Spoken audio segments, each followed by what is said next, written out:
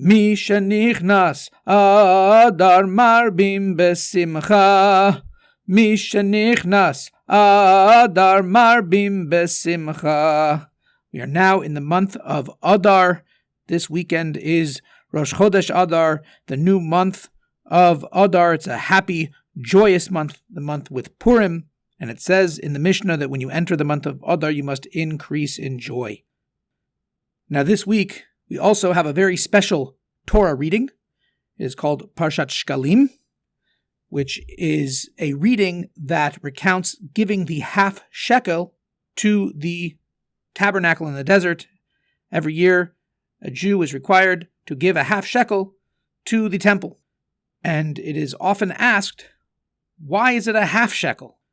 Even the Rambam, Maimonides, writes, when you do a mitzvah, it should be with the best. It should be complete. It should be whole and full and the best quality, the best possible way of doing it.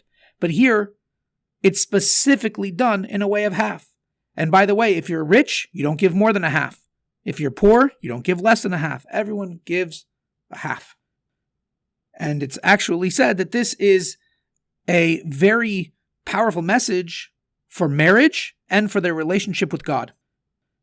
The soul is a part of God above, as it says in Jewish philosophy and Hasidic literature, and that a part of the soul, or a part of godliness, descends into this world and it becomes distant from its spiritual source. So even a soul that has all of its abilities, right, all of its powers, everything that a soul has, and it's literally a piece of God, it's still only a part. God is only partially present in the world, so to speak.